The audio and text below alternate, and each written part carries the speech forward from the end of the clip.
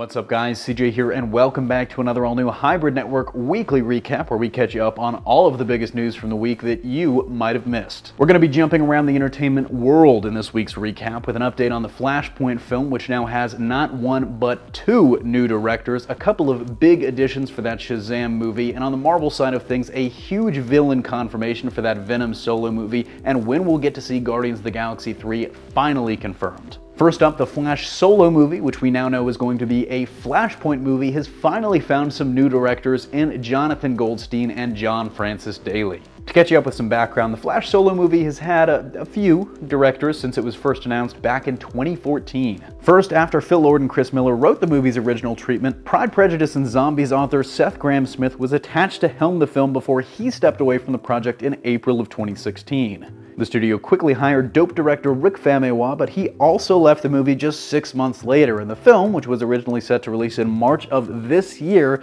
has been in limbo ever since. Until now. We still don't have any details about the adaptation yet, but it's reported that it's kind of going to be a Justice League 1.5 in a way, as characters like Wonder Woman, Cyborg, Superman, and even Ben Affleck's Batman are rumored to make appearances. What we do know is that it'll probably also have a comedic tone, with Daley and Goldstein at the helm, as the two are best known for writing movies like Horrible Bosses, The Vacation reboot, and Spider-Man Homecoming last year. Sticking in the DCU, we've also got an update on the Shazam cast, which has added a couple of big names before filming begins in February. First, months after he was reported to be in talks to join the cast, Mark Strong has officially signed on to the movie playing its big bad Dr. Sivana. While Sivana is usually portrayed as a purely science-based antagonist for the magically powered Shazam, the way Strong describes some of the stunt work he's preparing for makes it sound like he'll be a little more physical than he's usually portrayed in the comics. "I've been training like a madman. I'm about to go over and see the stunt guys. I've been trying all of these harnesses on, and I think I'm going to be doing lots of flying around and firing electricity out of my hands." In addition to Strong, the studio's close to filling another major role in the film, the Wizard.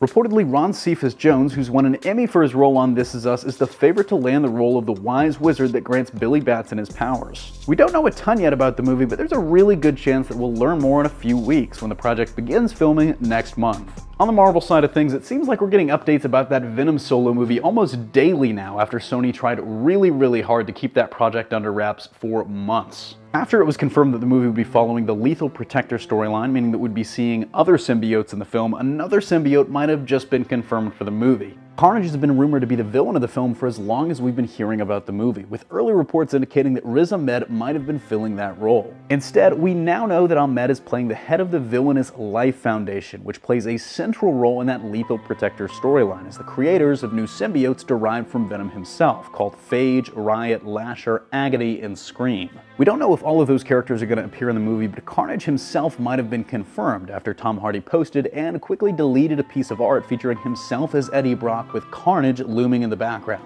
So is this a confirmation that Carnage is actually going to be in the movie?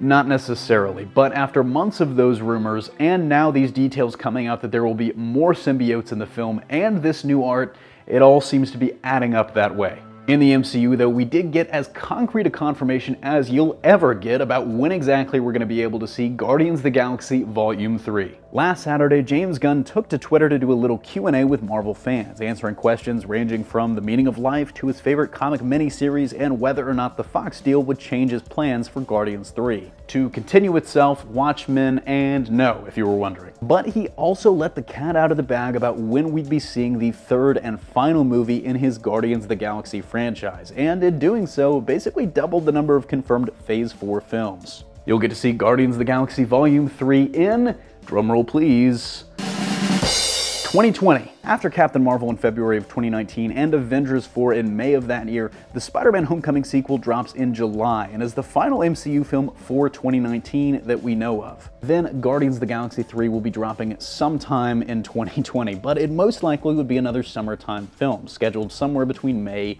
and July, just given the profitability of those characters. But that begs the question, will we see another movie earlier that year, or will Guardians be the first MCU film of 2020? We'll just have to wait and find out.